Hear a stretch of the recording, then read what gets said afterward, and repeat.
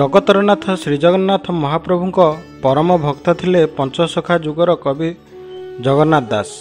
प्रतिदिन से श्रीमंदिर जाई महाप्रभुଙ୍କ दर्शन करुथिले।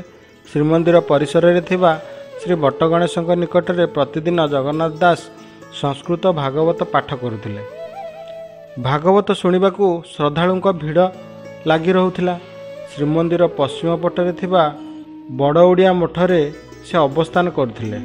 थरे जगन्नाथ दासंकर माँ पुओ को कहले, पुओ भागवत पढ़ाई देला बेले मु सेतुरु किछि बुझी पारु नै। मु बुझिबा परी तू कौन मो भाषा रे भागवत लिखि पारिबु नै। माँकर एई केई पद कथारे भावविह्वल होई पड़िथिले जगन्नाथ दास।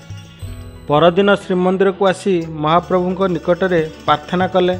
आउ श्री बटगणेश निकटरे बसी ओडिया भागवत लिखिबाकू आरंभ कले। जहाँ लेखा जाउथिला सेही पद को सेठारे संध्यारे पाठ करा जाउथिला।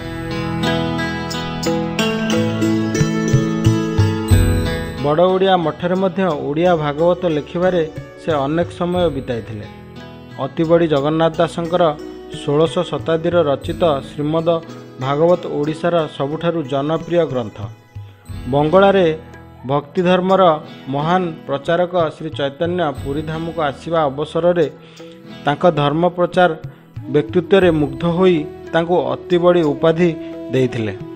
श्रीक्षेत्र आसुथिबा लक्षाधिक भगवत प्रेमी श्रद्धालु बड़ ओडिया मठ को जाई जगन्नाथ दासंक प्रति भक्ति निवेदन करिथांती। मठरे पूजा पाउथिबा तांको प्रतिमा, स्वहस्त लिखित भागवत पोथी, नंदिया तोराणी एवं कठौ को देखि मुंडिया मारंती। महोदधि निकटरे रहिथिबा तांको साधना पीठ सातलहड़ी मठरे तांको समाधि पीठ रे पुष्पमाल्य अर्पण करिथांती।